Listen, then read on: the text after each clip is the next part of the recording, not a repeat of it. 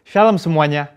Tema edisi Voice of Pentecost hari ini adalah berjalan di dalam roh, belajar dari Filipus.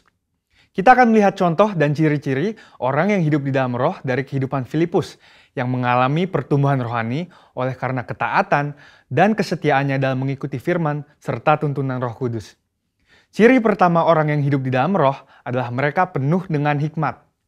Filipus adalah salah seorang diaken yang diangkat untuk pelayanan meja. Salah satu syarat yang dibutuhkan untuk posisi tersebut adalah kepenuhan Roh Kudus, yang artinya Filipus hidup dalam kepenuhan roh pada saat itu.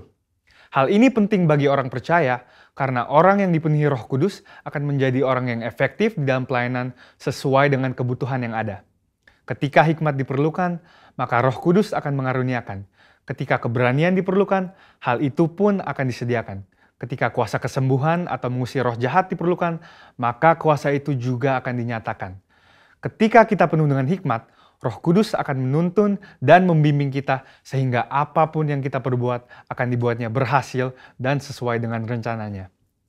Ciri kedua orang yang hidup di dalam roh adalah mereka memberitakan Injil dengan kuasa. Setelah Stefanus dirajam oleh orang-orang di Yerusalem, aniaya yang lebih luas mulai terjadi di kalangan murid-murid Tuhan Yesus. Dan banyak dari mereka yang melarikan diri keluar Yerusalem, termasuk Filipus. Kisah Para Rasul 8 ayat 5 menceritakan bagaimana Filipus pergi ke suatu kota di Samaria untuk memberitakan Injil di sana. Saya percaya karena Filipus bergaul karib dengan Tuhan, dia terus merasakan dorongan dari Roh Kudus untuk memberitakan keselamatan bagi orang lain di setiap kesempatan yang ada. Hal tersebut merupakan karya Roh Kudus dalam hati orang percaya. Singkat cerita, orang-orang di Samaria percaya kepada berita yang disampaikan oleh Filipus. Mereka membuka hati dan Roh Kudus pun bekerja dan menjamah setiap orang yang mendengar hingga hati mereka berbalik kepada Tuhan. Dalam pemberitaan Injil itu, juga terjadi manifestasi kuasa Allah dengan kesembuhan dan kelepasan yang luar biasa. Banyak orang dilepaskan dari roh-roh jahat dan disembuhkan, termasuk yang lumpuh dan timpang. Kuasa Roh Kudus dinyatakan secara luar biasa. Hal ini menggenapi apa yang Tuhan Yesus katakan bahwa tanda-tanda heran dan mujizat akan terjadi di dalam pelayanan murid-murid Tuhan Yesus. Melalui kejadian ini, kita bisa melihat bahwa Filipus yang bergaul intim dengan Tuhan dipakai menjadi alat Tuhan yang efektif dalam membawa Injil keselamatan. Kuasa Tuhan sungguh dinyatakan bagi orang-orang yang bergaul intim dengan Roh Kudus. Ciri ketiga orang yang hidup di dalam roh adalah mereka mentaati Tuhan dengan segenap hati. Suatu hari ketika Filipus sedang di tengah pelayanan yang terus berkembang di Samaria, Tuhan mengutus satu malaikat untuk membawa pesan untuk dia. Kisah Para Rasul 8 ayat 26 berkata, "Kemudian berkatalah seorang malaikat Tuhan kepada Filipus. Katanya, bangunlah dan berangkatlah ke sebelah selatan, menurut jalan yang turun dari Yerusalem ke Gaza. Jalan itu jalan yang sunyi." Dibutuhkan ketaatan yang besar untuk melakukan perintah Tuhan dengan kondisi seperti Filipus pada waktu itu.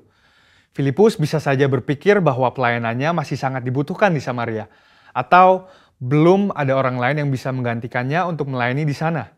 Namun, Filipus memilih untuk taat dan pergi ke tempat di mana Tuhan memerintahkan.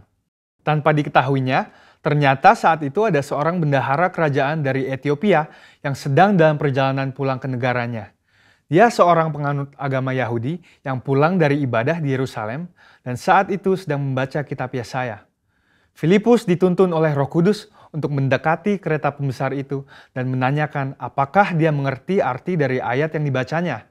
Ternyata dia tidak mengerti dan meminta Filipus untuk menerangkannya. Dia menggunakan kesempatan ini untuk memberitakan Injil dan bendahara tersebut pun akhirnya percaya dan dibaptis. Ini adalah contoh bahwa seringkali Roh Kudus akan mendorong kita untuk melakukan hal-hal yang mungkin tidak bisa kita mengerti. Dan dalam situasi seperti ini, yang dibutuhkan dari kita hanyalah ketaatan. Dan pada waktunya, Tuhanlah yang akan menyatakan rencananya kepada kita, seperti dalam contoh kehidupan Filipus. Ciri keempat orang yang hidup di dalam roh adalah mereka membimbing keluarganya di dalam Tuhan. Bertahun-tahun kemudian, Rasul Paulus pergi untuk mengunjungi Filipus yang saat itu tinggal di Kaisarea.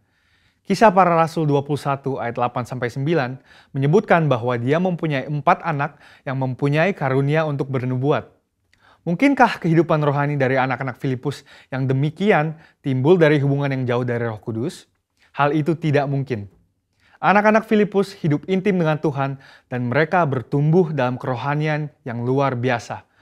Mereka bertumbuh dalam aspek-aspek kerohanian yang lain seperti mengasihi Tuhan, hidup dalam kekudusan, dan pelayanan bagi gereja Tuhan dari bimbingan ayahnya yang hidup bergaul dengan Tuhan.